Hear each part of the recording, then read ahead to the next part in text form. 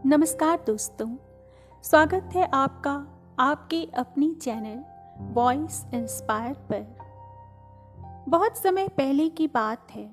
किसी नगरी में एक छोटा सा गांव था। उस गांव में एक किसान रहता था जिसका नाम कमलनाथ था। कमलनाथ सांसारिक वस्तुओं से दूर रहता था। वह अपने आप को, अपने मन को अध्यात्म की ओर ले जाना चाहता था, क्योंकि उन्हें उनका रहन सहन, उनका खान पान, उनका बोलने का तरीका बहुत अच्छा लगता था। वो जब भी किसी बौद्ध भिक्षु को देखता तो उनके जैसा बनने की कल्पना करने लगता, लेकिन अपने परिवार के कारण वह ये कदम उठा नहीं सकता था। बौद्ध भिक्षु बनने का फैसला इसलिए नहीं ले पा रहा था, जिस कारण उसे अपने इस विचार को बार बार त्यागना पड़ता था। लेकिन फिर भी उसके मन में अध्यात्म को जानने की एक प्रबल इच्छा थी, जिस कारण वह काफी दुखी भी रहने लग गया था। एक तरफ उसका पूरा परिवार है और दूसरी तरफ वह उन्हें छोड़कर अध्यात्म की ओर जाना चाहता था। अतः वह इन दोनों के बीच में फंसकर कश्मकश में रहकर दुखी रहने लग गया। अब उसे यह भी समझ में नहीं आ रहा था कि वो भला करे तो क्या करे, इसका समाधान आखिर कैसे ढूंढे। वो अपनी समस्या किससे बताए जो उसका समाधान उसे दे सके। एक दिन इसी कश्मकश में कमलनाथ अपने खेत में हल चला रहा था। वह अपना काम पूर्ण रूप से मन लगाकर कर रहा था कि तभी उसकी नज़र अचानक खेत के किनारे से जाते हुए एक बौद्ध भिक्षु पर पड़ी। उस समय गर्मी का मौसम था और सूरज पूरे उफान पर था। किसान दौड़ा दौड़ा उन बौद्ध भिक्षु के पास पहुंचा और उनसे कहा कि हे गुरुवर, आप इतनी तेज धूप में कहाँ जा रहे हैं। कमलनाथ की बात सुनकर बौद्ध भिक्षु उससे बोले, मुझे जहाँ जाना है मैं वहीं पर जा रहा हूँ, पर तुम कहाँ जाना चाहते हो। उस किसान को बौद्ध भिक्षु की यह बात समझ में नहीं आई। उसने उन बौद्ध भिक्षु से कहा, हे महाराज, आप क्या कहना चाहते हैं, मैं कुछ समझ नहीं पा रहा। तभी वह बौद्ध भिक्षु उस किसान से बोले कि तुम्हारे चेहरे पर जो तनाव है वह मुझे साफ साफ नजर आ रहा है। तुम मन ही मन किसी समस्या से परेशान हो और तुम इसका समाधान चाहते हो, और इसके कई कारण नहीं हैं, इसका केवल एक ही कारण है, और जिस कारण तुम अपनी मार्ग से भटक गए हो। और मनुष्य के दुखी होने का बस यही एकमात्र कारण है। जब मनुष्य अपने मार्ग से भटक जाता है, मन में शंकाएं उत्पन्न होने लगती हैं। दुख, तकलीफ, तनाव, इन सब से वह घिर जाता है। वह अपनी राह से भटक जाता है और तब उसे यह समझ में नहीं आता कि उसे जाना कहाँ है। उन बौद्ध भिक्षु के मुंह से ये सारी बातें सुनकर कमलनाथ उनके पैर पकड़ लेता है और वहीं पर रोने लग जाता है। उनसे कहता है कि आप तो ज्ञानी हैं, आपने तो आज चमत्कार ही कर दिया। मेरे बिना कुछ बताए मेरे मन की वह सारी बातें आपने बता दी जो मैं आपसे कहना चाहता था, जिसका जवाब मैं आपसे जानना चाहता था। यह सुन वह बौद्ध भिक्षु कमलनाथ से बोले, मैंने कोई चमत्कार नहीं किया है, यह सब तो तुम्हारे भीतर चल रहा है। मैंने तो बस वही तुम्हें बताया है और यह तो कोई भी देख सकता है। तभी वह कमलनाथ कहता है, हे गुरुवर, मेरे अंदर क्या चल रहा है ये तो मैं खुद भी सही से नहीं जान सका, पर आपने मुझे बताया तो ये चमत्कार नहीं तो और क्या है। तभी वह बौद्ध भिक्षु कमलनाथ से कहते हैं, नहीं, यदि कोई भी इंसान चाहे तो वह अपने भीतर झांक कर अपनी परेशानियों को समझ सकता है, जान सकता है, उनका हल निकाल सकता है। बस इसके लिए तुम्हें शांत होना होगा, और इस समय तुम्हारा मन अशांत है, इसीलिए तुम वह सब नहीं देख पा रहे हो जो मैं देख पा रहा हूँ। तब कमलनाथ उन बौद्ध भिक्षु से कहता है कि हे गुरुवर, तो आप ही मुझे बताइए कि मैं शांत कैसे रहूं। एक तरफ मेरा पूरा परिवार है और दूसरी तरफ मुझे अध्यात्म का ज्ञान चाहिए। अब मैं ऐसी दुविधा में अपने मन को शांत कैसे कर सकता हूँ भला? मैं किसी एक राह को कैसे चुन सकता हूँ? तभी वो बौद्ध भिक्षु उन किसान से कहते हैं, शांत होना बहुत आसान है।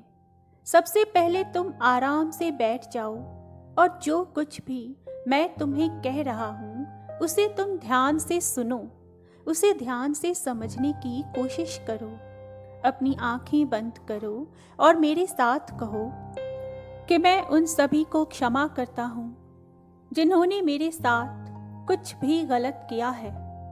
मैं उन सभी को क्षमा करता हूँ जो मेरे दुश्मन थे, और सबसे मैं अपने आप को क्षमा करता हूँ जो मैंने जो भी गलतियाँ की हैं, जो गलतियाँ मुझे नहीं करनी चाहिए थीं, उसके लिए मैं खुद को माफ़ करता हूँ।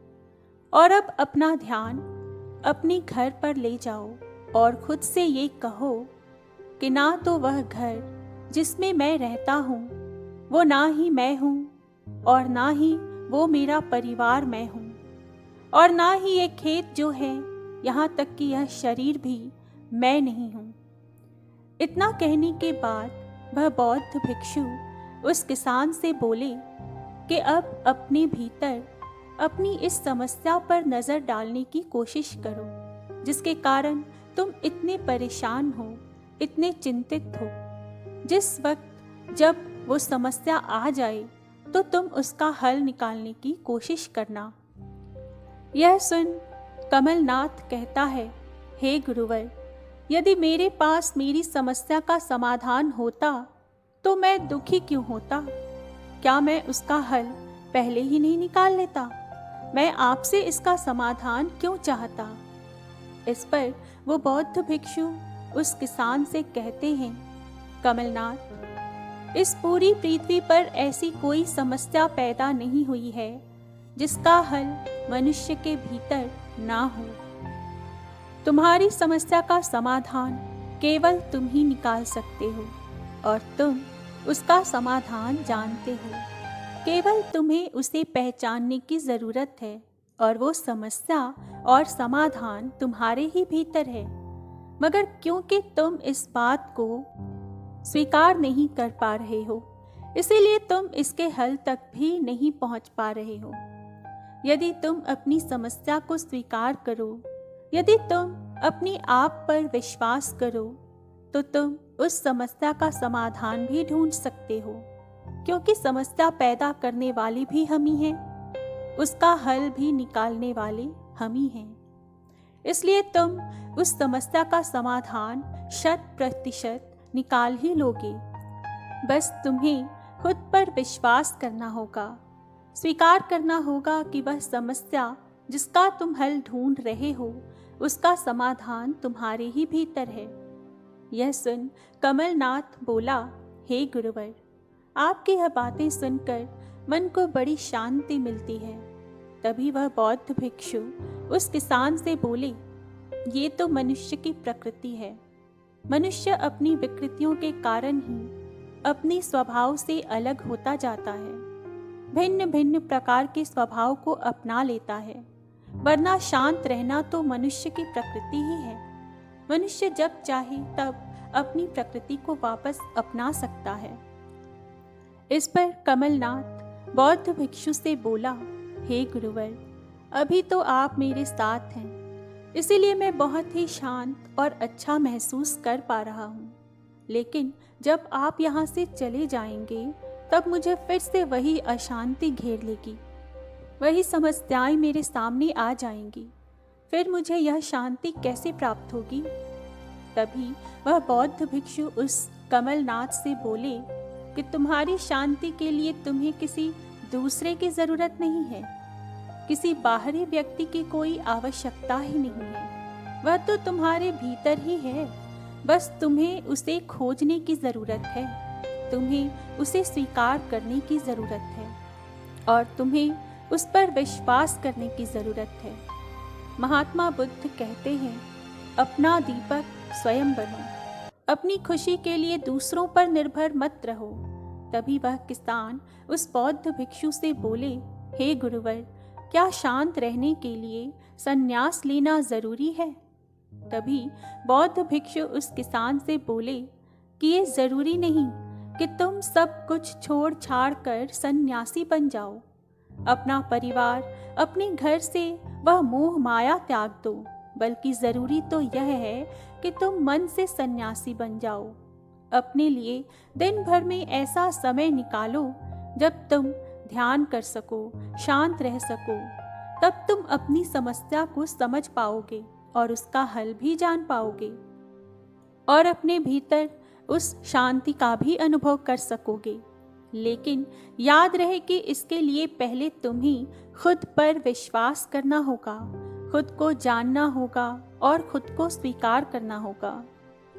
उन सारी गलतियों के बारे में मत सोचो। उन गलतियों के लिए खुद को माफ कर दो, क्योंकि माफ करने का अर्थ ये नहीं कि वो गलतियां सही थीं, बल्कि ये है कि आज से तुमने उन गलतियों को अपने भीतर से निकाल दिया है। उनसे सीख लेकर अब तुम आगे बढ़ने के लिए तैयार हो और अब से वे गलतियां तुम्हें कभी परेशान नहीं करेंगी। इसके लिए तुम्हें खुद को पूरे दिल से माफ करना होगा और उन लोगों को भी माफ करना होगा जिन्होंने तुम्हारे साथ कुछ गलत किया है। और यदि तुम उन गलतियों को माफ नहीं करते हो तो इसका अर्थ यह हुआ कि तुम उन बोरियों को लेकर जीवन भर ढोना चाहते हो, और यदि तुम उन बोरों को लेकर ढोओगे तो आगे कैसे बढ़ोगे। इसलिए सबसे पहले तुम उन सभी को माफ कर दो और उसके बाद तुम चाहे तो किसी से भी नए कार्य की शुरुआत कर सकते हो। और यदि किसी नई कार्य की शुरुआत करनी है तो कल का इंतज़ार कभी मत करना। जो करना है आज से और अभी से करना, क्योंकि कल किसने देखा है। और इतना कहकर वह बौद्ध भिक्षु अपने मार्ग पर चल पड़े और कमलनाथ भी खुशी खुशी वापस अपने घर चला गया। आशा है आप सभी को यह कहानी पसंद आई होगी। प्लीज़ मेरे चैनल को सब्सक्राइब करें और मेरे वीडियोस को लाइक और शेयर करना ना भूलें। मैं फिर आऊँगी। धन्यवाद।